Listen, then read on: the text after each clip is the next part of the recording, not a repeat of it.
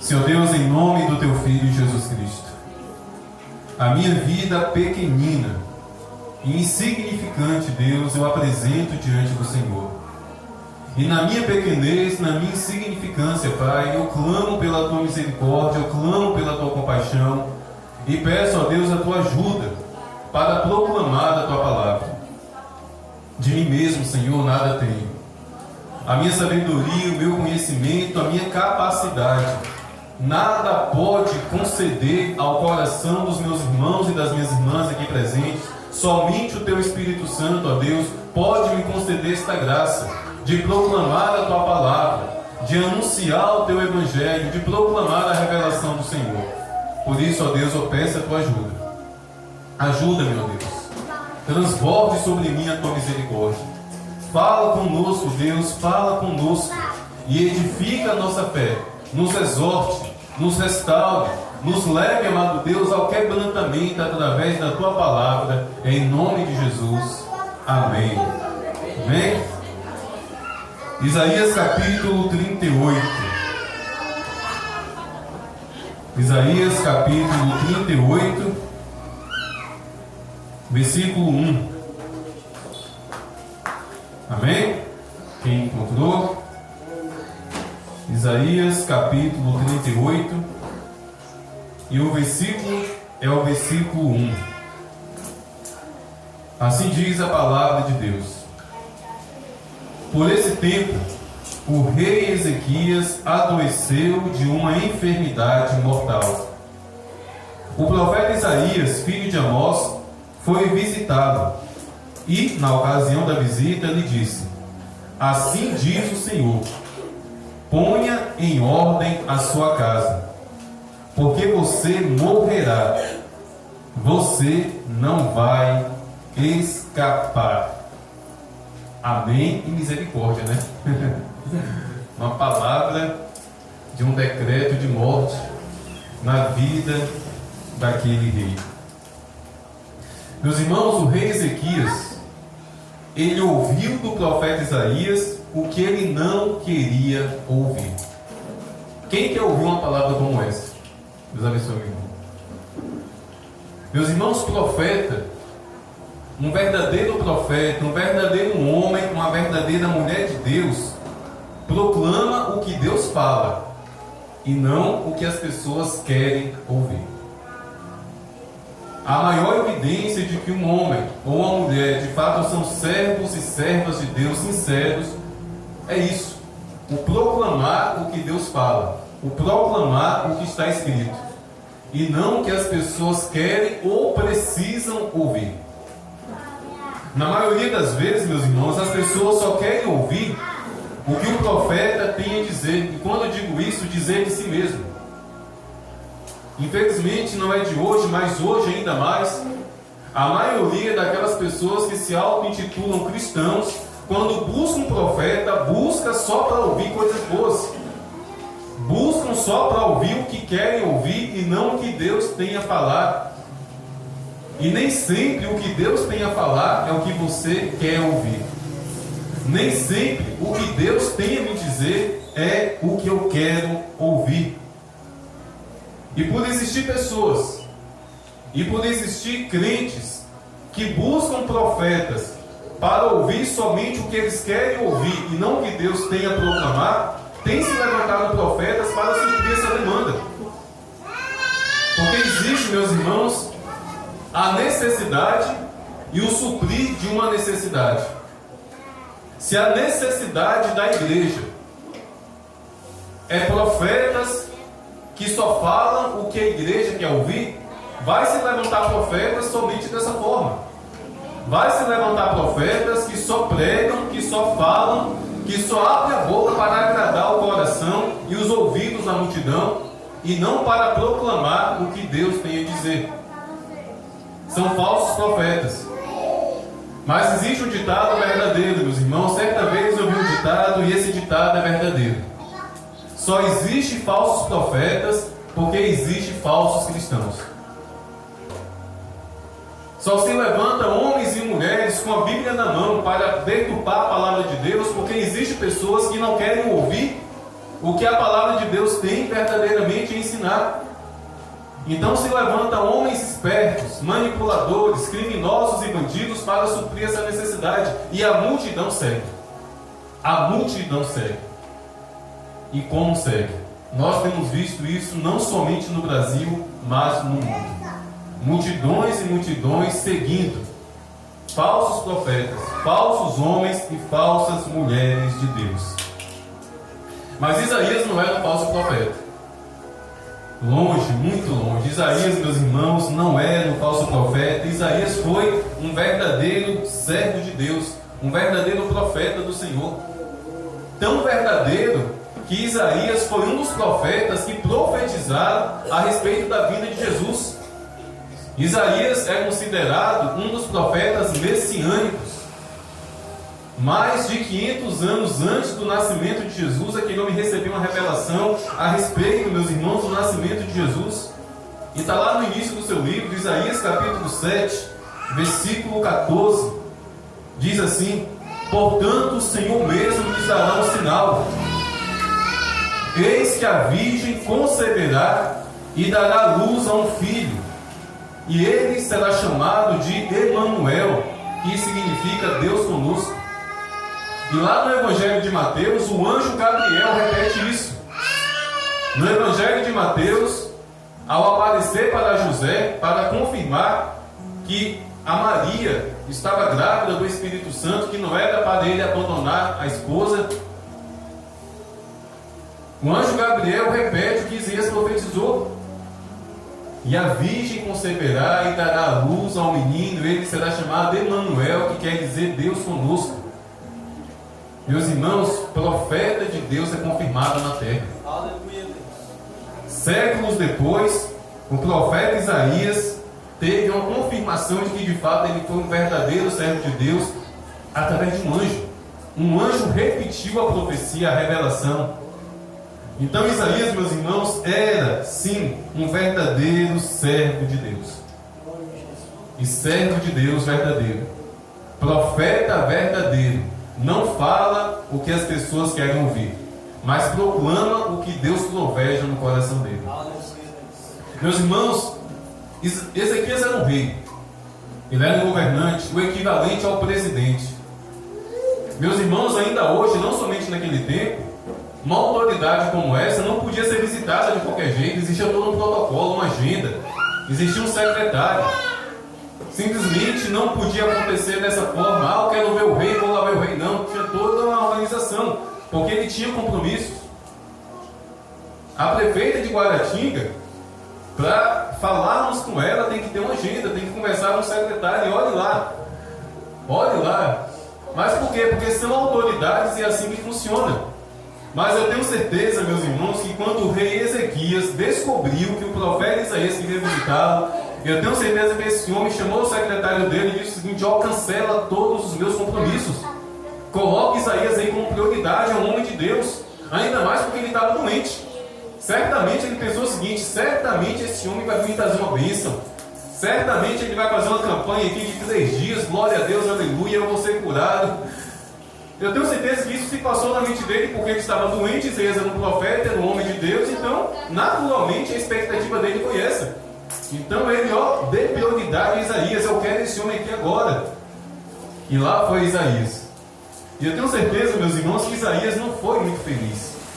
Eu tenho certeza que Isaías não foi com o coração alegre, até porque o que Deus havia trago ao coração dele foi um decreto de morte. Nenhum profeta, meus irmãos, quer dar notícia ruim. Nenhum profeta, meus irmãos, quer trazer uma palavra de tragédia. Mas profeta sincero e verdadeiro obedece. E a palavra que Isaías recebeu a respeito de Ezequias foi um decreto de morte. E eu tenho certeza que quando Isaías entrou no quarto do rei, o rei logo desconfiou. Porque eu tenho certeza que Isaías não entrou dentro daquele quarto dando glória a Deus, aleluia, louvado seja o Senhor. Eu imagino que ele entrou com a cabeça baixa. Afinal de contas, era o rei. Imagine o conflito. Meu Deus, é para me dar um decreto de morte para aquele homem. Meus irmãos, se o rei não gostasse, poderia mandar matar Isaías. Se o rei não acreditasse, Isaías foi um falso profeta, eu decreto a tua morte. O rei poderia fazer isso. Então Isaías foi triste e ao mesmo tempo temeroso, mas obediente. E chegando lá, olhou para a situação daquele homem. O rei estava com uma doença terrível. Provavelmente uma úlcera havia estourado e a barriga dele estava aberta. Ele estava com uma ferida enorme na barriga e essa ferida começou do lado de dentro, como eu disse, provavelmente uma úlcera que havia estourado. E a medicina da época não dava jeito. Hoje de repente dá jeito, mas naquele tempo não. Então Isaías disse: meu rei, o que eu tenho a dizer para você é o seguinte: assim diz o Senhor, ponha a tua casa em ordem, organize a tua casa, porque certamente você morrerá. Você vai para a cidade do pé junto, você vai bater as botas. O texto continua, meus irmãos, dizendo que Deus operou um milagre na vida do rei Ezequias, porque ele se humilhou. Assim que Isaías foi embora, a Bíblia fala que Ezequias não murmurou, não reclamou, não ficou revoltadinho, mas ali deitado na cama, ele virou o rosto para a parede e começou a chorar e começou a clamar pela misericórdia de Deus. Então Deus operou um milagre. Deus ordenou que Isaías voltasse para agora declarar uma palavra de vida, uma palavra de cura, mediante o arrebatamento, mediante o quebrantamento no coração do rei Ezequias. Mas, meus irmãos, eu não quero falar aqui da cura maravilhosa. Eu não quero aqui falar desse milagre maravilhoso que o rei Ezequias recebeu. Eu não quero falar aqui, meus irmãos, nem mesmo do quebrantamento. É um texto muito lindo, mas não é a palavra, não é a revelação de hoje. Meus irmãos, a palavra de Deus, a revelação de Deus, meus irmãos, nessa noite, é a respeito do colocar a casa em ordem. É a respeito, meus irmãos, de entendermos que há em nosso coração uma casa e que nós precisamos estar constantemente, com o auxílio do Espírito Santo, olhando para dentro dessa casa, olhando para dentro desse coração para ver se está tudo em ordem ou se está tudo fora de ordem. E quando Deus trouxe essa palavra para o rei Ezequias, ponha a tua casa em ordem, eu acredito que não era a respeito do lar dele, da família dele ou dos filhos dele. Não, certamente também incluía. Mas como ele era rei, como ele era o governante, era principalmente a respeito da nação de Israel.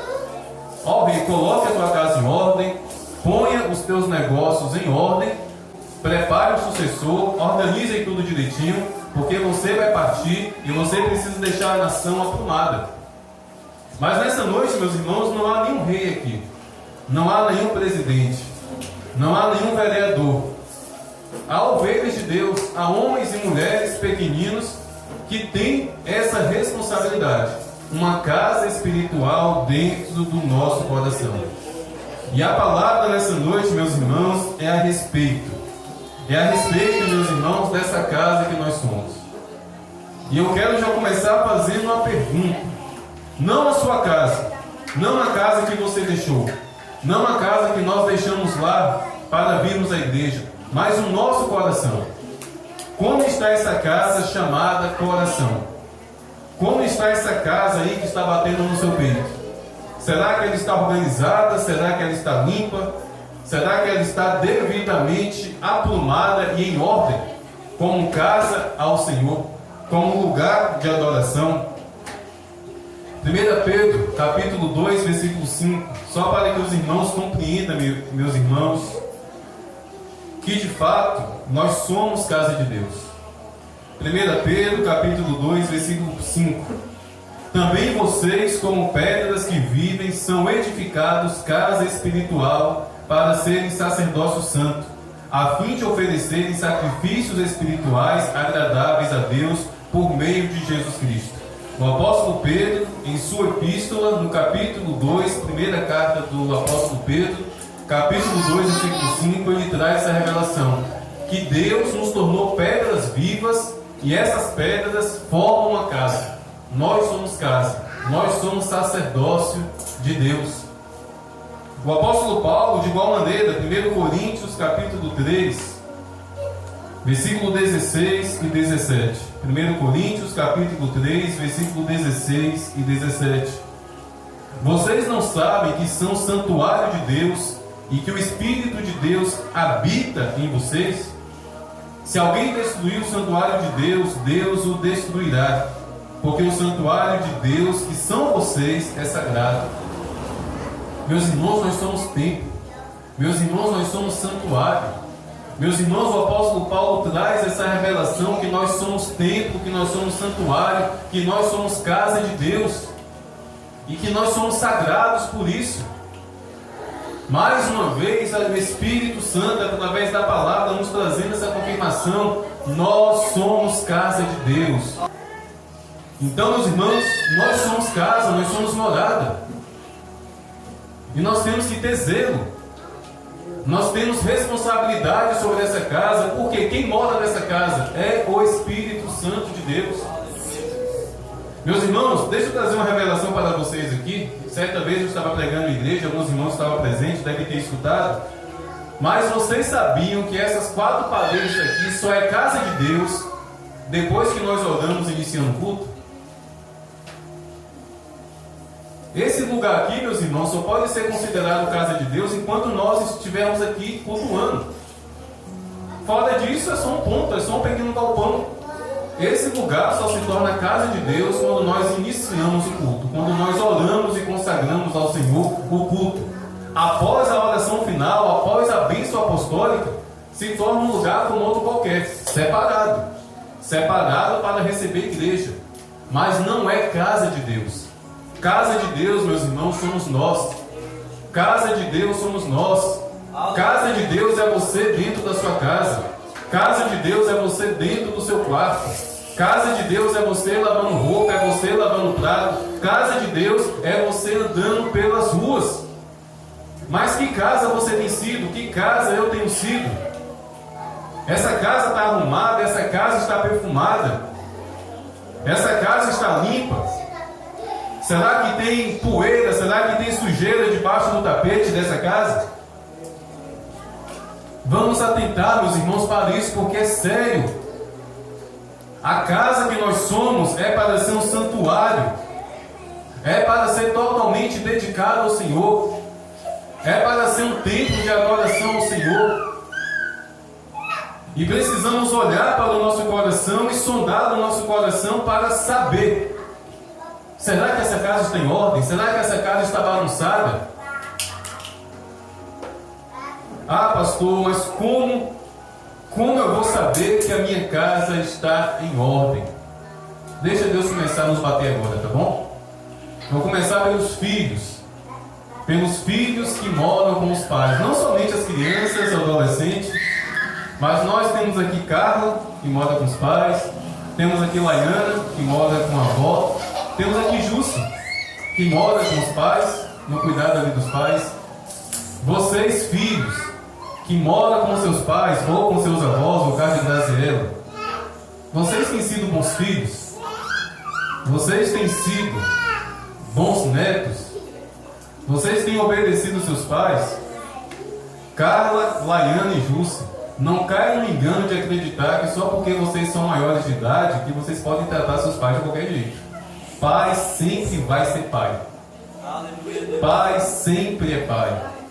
Honrar pai e mãe, meus irmãos, não é só para quem é menor de 18 anos, não. É enquanto você tiver pai e mãe, tem que honrar. Ah, mas meu pai não entende. É o que mais os adolescentes reclamam. Seu pai não é para te entender, não. Seu pai é para te criar. Tanto Carla, quanto Laiana, quanto Júcia estão solteiras. Compartilhe para os seus pais os relacionamentos. Ó pai, ó mãe, tem fulano de tal interessado em mim. O que a senhora acha? Não esconda dos seus pais, não. O fato de vocês serem maiores de idade não te dão esse direito. Peça conselho. Vocês estão debaixo do teto deles. Vocês estão debaixo da autoridade deles.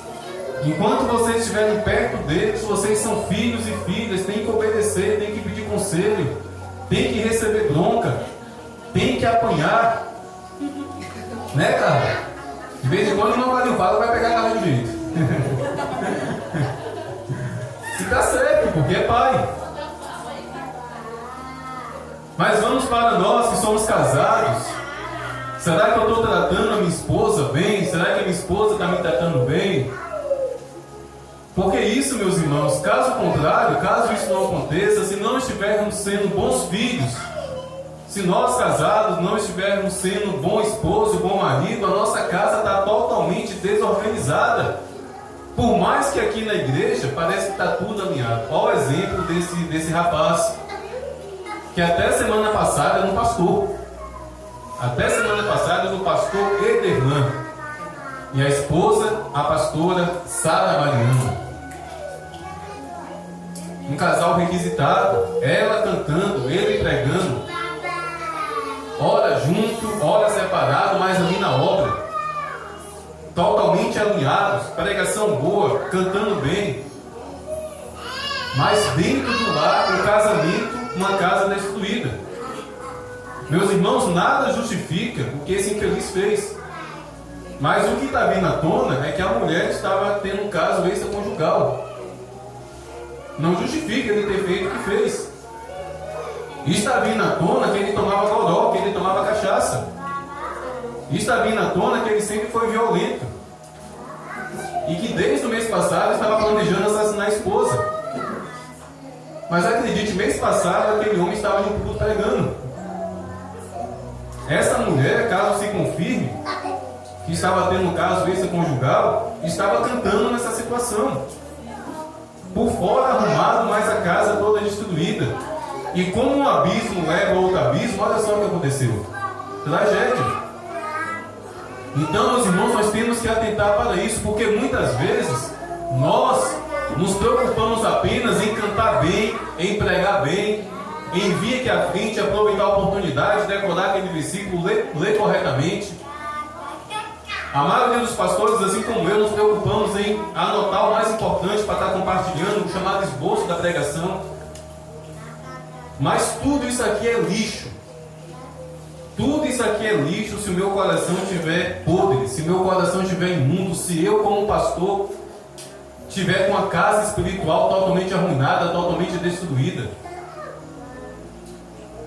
Jesus Cristo está voltando, meus irmãos. E ponha a tua casa em ordem, vale para mim e para você até hoje.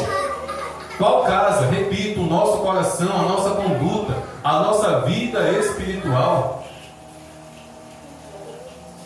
Meus irmãos, a nossa vida é observada. A nossa vida é observada. Nós, como crentes, nós, como cristãos, nós somos observados. Toda vez que vocês vêm aqui à frente segurar o microfone, toda vez que eu estou aqui pregando, acredite, as pessoas que passam em frente olham para dentro dessa igreja e nos vê segurando o microfone. O que será que essas pessoas estão falando? O quê? Fulano de tal ali naquela igreja segurando o microfone? Que pastor é esse que permite isso? Porque o pastor Nida, o pastor dessa igreja, é misericórdia. Esse pastor é do capeta. Triste. Triste é o que está acontecendo, sabe? Esses escândalos. Mas acredite, vamos preparar o nosso coração para não fraquejarmos na fé diante desses maus testemunhos, porque vai aumentar. Vai aumentar. Tempos atrás eu vi um vídeo, chegou no meu Facebook um vídeo do presidente de uma grande convenção aqui no Brasil.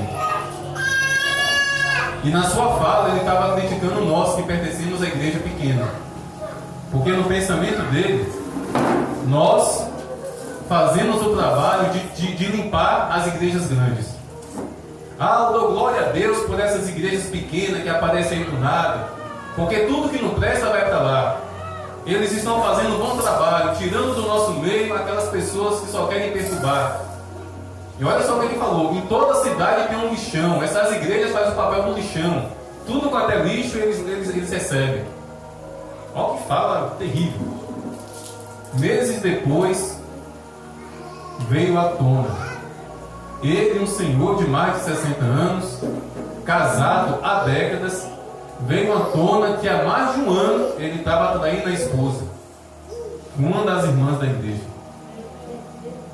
Mas abria a boca para chamar de lixo e para chamar de lixão algumas igrejas, querendo dar lição de moral, com a casa toda destruída, com a casa toda arruinada. Que Deus tenha misericórdia da vida dele. E que situações como essa, meus irmãos, seja para mim e para você alerta, exortação. Não é para nos alegrarmos com uma situação como essa, mas é para termos temor. Meus irmãos, esse rapaz que assassinou a esposa, eu não duvido, meus irmãos, que em determinado momento da vida dele ele foi sincero. Eu não duvido, meus irmãos, da sinceridade de ninguém. Eu não duvido, eu tenho certeza que um dia ele foi de fato verdadeiro. Eu tenho certeza que um dia de fato ele foi sincero, mas a fama chegou. Ele era conhecido na internet, conhecido no YouTube, naquela região de Salvador ele era muito conhecido, muito requisitado, a esposa crescendo, recebendo destaque, cantando fora do estado. Chegou um momento que tudo isso acabou contribuindo para que de alguma forma ele baixasse a guarda. E se corrompeu. Não cuidou da casa, não limpou a casa, não permitiu que o Espírito Santo sondasse o coração. Meus irmãos, o arrependimento é diário. Pedir perdão a Deus é diário. Nunca caia no engano. Ah, hoje eu não pequei, que maravilha. Nunca caia nesse engano não, meus irmãos. Já acorde pedindo perdão a Deus. Vá dormir pedindo perdão a Deus.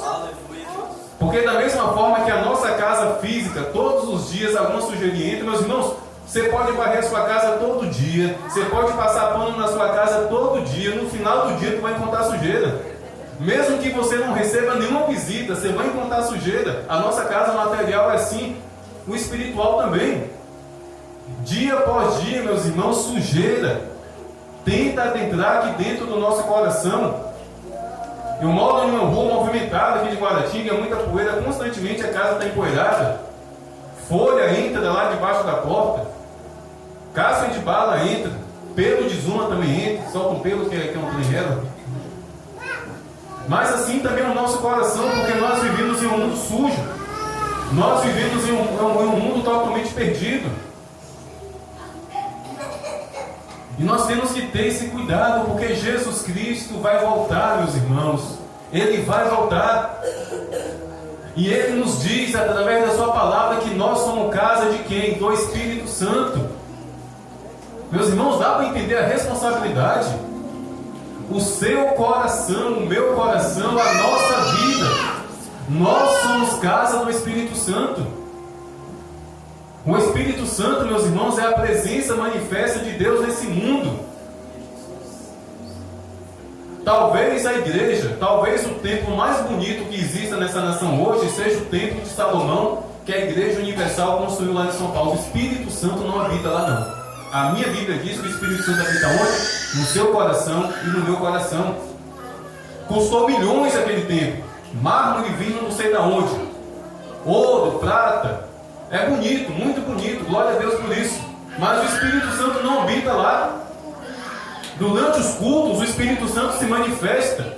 Porque sim, ele vem quando nós adoramos ao Senhor. Mas a habitação do Espírito Santo, meus irmãos, é o seu coração e é o meu coração. Não tem ouro, não tem prata. É sensível, é carne. Mas é aí, é aqui, é nessa casa espiritual que o Espírito Santo habita, ele não a visita. Mas muitas vezes nós estamos tratando o Espírito Santo como uma visita no nosso coração. Como assim, pastor? Visita se limita ao quê? A sala da casa. Tudo bem que existem umas visitas ousadas, né? Já chega e vai direto para a cozinha. Mas geralmente uma pessoa educada, quando vai visitar alguém, fica ali na sala. Tira a sandália, espera o dono da casa, pode sentar, senta. Mas tem uns camaradas meio folgados, né? Já entra abrindo a geladeira. Mas o normal é que a visita fique na sala. Por quê? Porque é visita. Mas a partir do momento que uma visita se torna um habitante, ele vai começar a ter liberdade ali dentro daquela casa. Um visitante não vai entrar no seu quarto, um visitante não vai levantar a panela, a tampa da panela e beliscar uma carne lá no fogão. Eu, meus irmãos, quando eu vou visitar alguém, eu nem vou no banheiro. Eu sou tão constrangido, eu sou tão assim cuidadoso, que eu prefiro fazer o que eu tenho que fazer em casa, para não incomodar. Porque eu sou visita. Mas o Espírito Santo não quer ser visita. Não trate o Espírito Santo como visita não, meus irmãos. O Espírito Santo, ele quer morar, ele quer habitar, ou seja, ele quer ter liberdade. Ele quer ter liberdade. A partir do momento, meus irmãos, que eu habito dentro de uma casa, o que está dentro daquela casa também pertence a mim. Assim é o Espírito Santo, meus irmãos. O que está dentro do nosso coração pertence ao Espírito Santo. Mas a pergunta é: o que está no nosso coração? O que nós estamos dando para o Espírito Santo?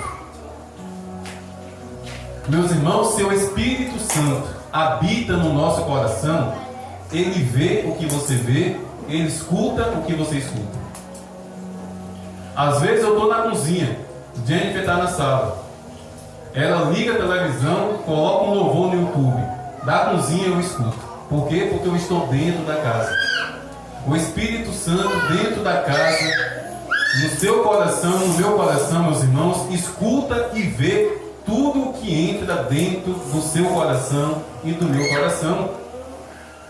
Por isso vamos ter zelo pelo que entra no nosso coração através dos nossos olhos. Vamos ter zelo por aquilo que nós escutamos. Deixa eu perguntar para vocês, eu sou pastor Nilo aqui falando. Se um dia eu ir na casa de vocês me dariam a liberdade sem medo algum. Olha só, sem medo algum. Vocês me dariam a liberdade de entrar dentro do quarto de vocês e vasculhar tudo, absolutamente tudo, para ver se eu encontro algo de errado. Levantar o colchão da cama, abrir todas as gavetas, tirar todas as roupas, olhar em cima do guarda-roupa, atrás do guarda-roupa, abrir todas as bolsas, todos os baús. Não somente dentro do quarto. Eu teria a liberdade de ter a senha do celular de vocês, de ver o histórico da internet, o histórico do YouTube, as imagens que foram apagadas, os áudios que foram apagados. Eu teria essa liberdade?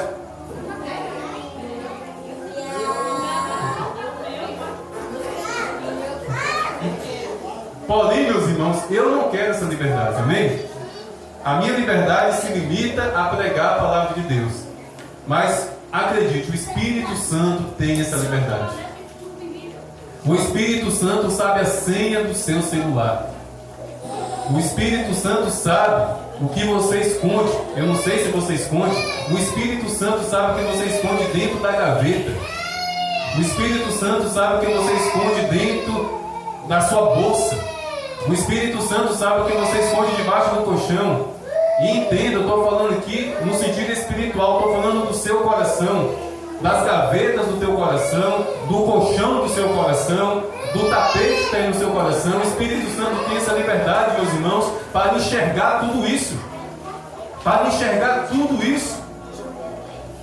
E acredite, meus irmãos, o Espírito Santo quer o nosso bem. Aleluia, Deus. Meus irmãos, há muito tempo eu aprendi uma coisa. Quando Deus levanta um profeta ou uma profetisa para exortar em público alguém, expondo o pecado de uma pessoa, acredite, é porque há muito tempo aquele coração endureceu para Deus. Quando uma pessoa é exposta em público, quando o pecado de uma pessoa é exposto, é porque aquela pessoa não está ouvindo a exortação do Espírito Santo. Porque antes de expor, meus irmãos, Deus chama no secreto. Deus tem paciência, Deus tem misericórdia, Deus chama a atenção daquela pessoa de tudo quanto é jeito, mas para o bem daquela pessoa, percebendo que aquela pessoa continua com o coração duro, acredite, Deus exorta aquela pessoa.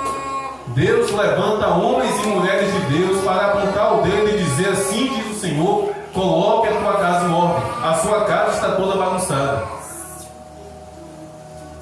Meus irmãos, que não seja necessário. Que não seja necessário Deus levantar profetas para nos exortar, porque nós temos o Espírito Santo habitando dentro dessa casa. Ezequias não sabia que precisava colocar a casa em ordem, foi necessário o profeta ir. Davi aprontou o que aprontou. Davi, um homem casado, teve relações sexuais, forçou a mulher casada a ter relações sexuais com ele, a mulher engravidou. Nesse meio tempo ele matou o esposo daquela mulher para amenizar a situação, e tudo isso com o coração duro. E certamente, meus irmãos, durante meses o Espírito Santo estava ali confrontando Davi. Certamente durante meses Davi não estava conseguindo dormir direito, mas o coração dele estava endurecido. Então Deus fez o quê? Levantou o profeta Natan para exortar Davi. E exortou de tal forma que está escrito na Bíblia. Deus não fez questão de esconder o pecado de Davi, mas aquele homem endureceu o coração para o Espírito Santo. Meus irmãos, o Espírito Santo nessa noite está dizendo para todo mundo aqui, ó: ponha a tua casa em ordem. Primeiramente para mim, meus irmãos, se eu recebi essa palavra, se eu recebi essa meditação, se eu recebi essa mensagem, é porque o meu coração não está perfeito. Se vocês estão ouvindo, é porque os seus corações não estão perfeitos. E tem algum corajoso ou corajosa aqui para dizer: não, pastor, meu coração está lindinho, meu coração está fofinho, meu coração está maravilhoso. Será? Não há nenhum corajoso aqui que possa dizer isso. Não há nenhuma corajosa aqui que possa dizer isso, porque a começar do pastor aqui nesse púlpito, eu digo: se essa palavra está sendo proclamada aqui nesta noite a respeito da nossa casa espiritual, que deve estar em ordem, se a palavra é esta nesta noite, é porque o coração de cada um aqui não está em ordem. É porque o meu coração tem bagunça, é porque no seu coração tem bagunça. E Deus nos ama, e Ele quer que nessa noite nós venhamos nos arrepender. Eu sei, meus irmãos, a bagunça que está no meu coração. Vocês sabem a bagunça que está no teu coração. Não se façam de desentendidos. Ou tolice é você perguntar para Deus: ó Deus, me mostra onde eu estou errando. Você é o primeiro a saber. Sabia que tem gente que faz essa oração? Ó Deus, revela o meu coração aonde eu estou errando. E é necessário Deus mostrar? Não é não, meus irmãos. Nós somos os primeiros a saber. Somos nós que praticamos o erro. Não existe pecador inocente. Eu pequei sem saber. Talvez uma criança de 2, 3 anos, 4 anos tenha essa inocência, mas nós não. Nós sabemos sim, nós temos consciência sim. O problema é que a nossa tendência, meus irmãos, sabe o que é? É jogar sujeira debaixo do tapete. Quem já fez isso aqui, levanta a mão. Eu já fiz. Estou com preguiça de varrer a casa. Deixa eu levantar esse tapete aqui, ó. Às vezes nós fazemos isso no nosso coração. Às vezes nós jogamos sujeira para debaixo do tapete. Às vezes nós escondemos sujeira, nós escondemos podridão e colocamos ali uma maquiagem. É por isso, meus irmãos, que embora eu não imponha como doutrina, eu sempre aqui exorto as irmãs a não exagerarem na maquiagem. Porque às vezes a maquiagem esconde algo que é natural. Deixa, não esconde o rosto não. Eu nunca vou impor aqui como doutrina, vou dizer que é pecado usar maquiagem, mas se esforcem para serem naturais. Porque às vezes o uso da maquiagem é você não amando a si mesmo. É você se olhando no espelho e não se aceitando como Deus te criou.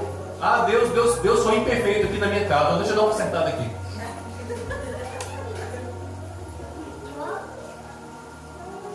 E às vezes nós fazemos isso no nosso coração. Nós maquiamos o nosso coração. Nós maquiamos o nosso coração. Portanto, meus irmãos, minhas irmãs, a palavra nesta noite é: Jesus Cristo está voltando. Ponha em ordem o teu coração. Ponha em ordem a tua vida. Ponha em ordem o templo, a casa espiritual que Deus fundou aí e aqui no meu coração e no seu coração. Amém? Vamos permitir com que o Espírito Santo coloque em ordem a nossa vida. Vamos permitir com que o Espírito Santo varra. Vamos permitir com que o Espírito Santo limpe. Vamos permitir com que o Espírito Santo abra as gavetas. Vamos permitir com que o Espírito Santo levante o tapete. Vamos permitir com que o Espírito Santo diga o seguinte: Carla, que negócio é esse aqui, Carla? Léo? Ô Léo, toma, Léo, vamos permitir o Espírito Santo. Aleluia. É melhor ouvir isso do Espírito Santo do que ouvir isso de um profeta no meio de uma multidão.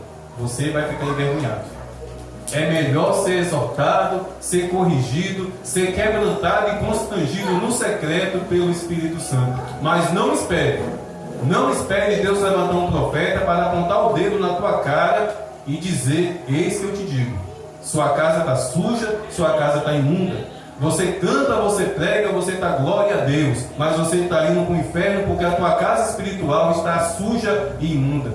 Não espere Deus levantar um profeta em público para dizer isso. Temos um Espírito Santo que no secreto nos leva ao arrependimento e à correção. Amém?